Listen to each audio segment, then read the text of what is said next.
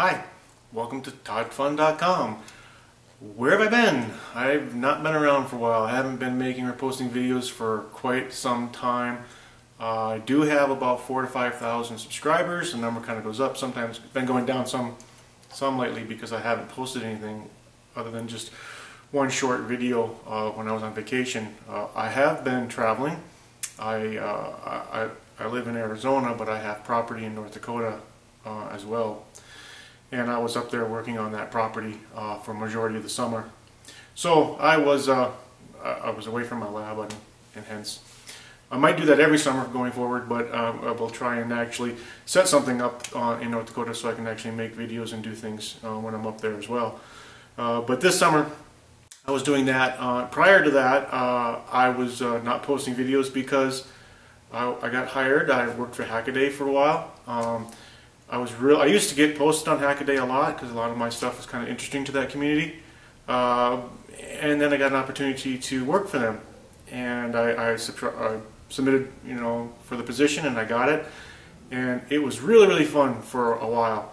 I really enjoy, looking at other people, looking at the community's material and what people produce and how they come to their creations.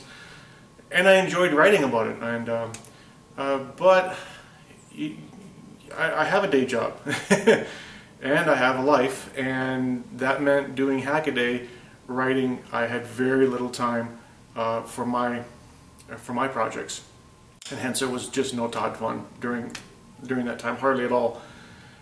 So that's a big reason. Now I kind of burned out on that only because, well, my passion is doing things myself and sharing my stuff. And I kind of lost that. I kind of lost my way with that because I like to follow other people's stuff. In fact, my day job allows me a lot of time to read and follow and understand what other people in the community are doing on the internet. But I can't write. I can't work for another company there. I can't work for a third-party company. So I still get to follow them and see what everyone else in the community is doing.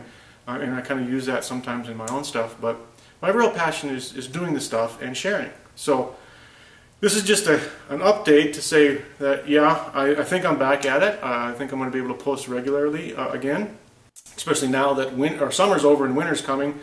Here in Arizona, my garage where my lab is, it's just too hot in here in the summertime to do videos. So now that it's cool again, it's comfortable, I can start shooting some videos. I can start working out here more. I don't have to keep moving stuff into my house like I would have to do when it's too hot out here. So that gives me a little more leisure time out here. Just everything stays set up.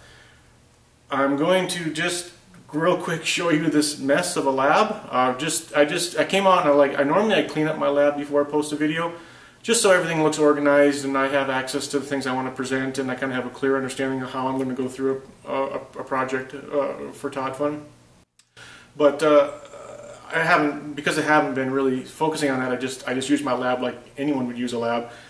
And I came out here today to give an update, and I said, "Wow, look at this lab! Look at all my junk." So I want you to see it. What does it normally look like when I'm not shooting videos regularly and keeping it clean and tidy? What does my area really look like? So we'll take a quick run around of that if you're interested in. My very next video that I'm going to post still tonight, so I'll be in the same attire.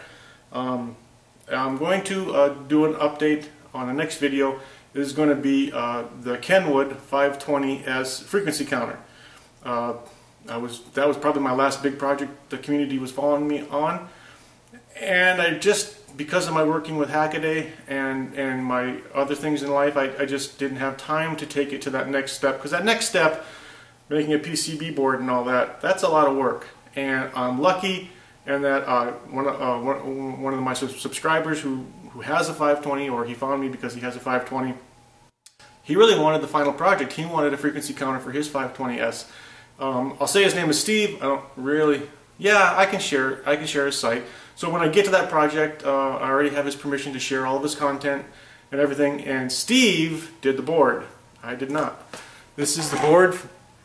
This is the board where all those circuits that I had kind of tried to derive a frequency counter from, he took it to that next level, that hard spot where a circuit design software for this, and then he sent it off and he had them done.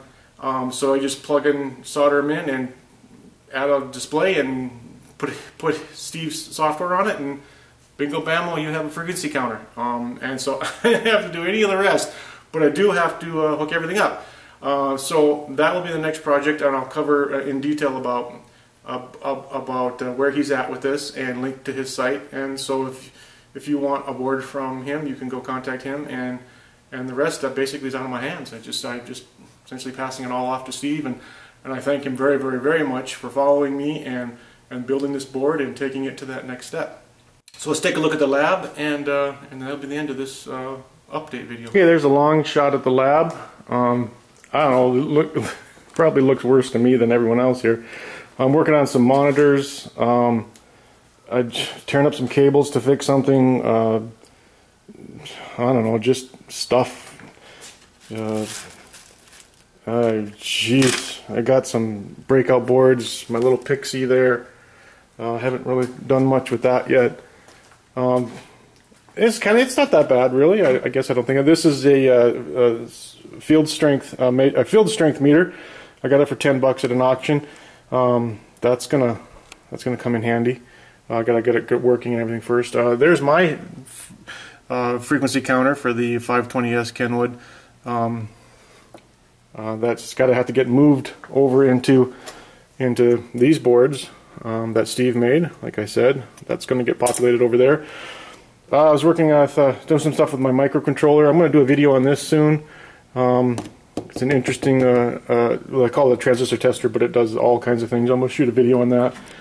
I don't know, not much more, I guess. I got my this Adafruit bicycle spoke POV kit. I got to get it working again. It's been in the weather for for years, and it has to get kind of reworked. Got a helicopter that has a flight problem someone gave me, and it's like, well, yeah, it has a flight problem. I'll have to fix that. Another old passion, well, okay, it's a new passion, but it's old stuff. Vacuum tubes. Look at that stack of vacuum tubes. I was in an auction, and for about $40, I think it was $10 a box. Nobody bid on anything, so I got right at $45. I got all these vacuum tubes. So I'm kind of learning about vacuum tubes. I got some stuff about vacuum tubes I got on eBay. I'm sort of working my way. I think I might do some demos. I'm doing just standard, make a transistor out of a vacuum tube, make a diode, make an amplifier, do some vacuum tube stuff. That's what I would use this stuff for. I really don't have anything vacuum tube. I got a couple vacuum tube items from the past. Got a tester with this auction. I already have a better tester though, but it never hurts to have a second one if you want to double check your other one. And usually you got to work on these to make them functional anyway. They don't really just work the moment you grab one after decades of not being used. If any of my subscribers do vacuum tube stuff, by all means, let me know. I do not need all these vacuum tubes. I think I'll go through them here shortly and make an inventory of them.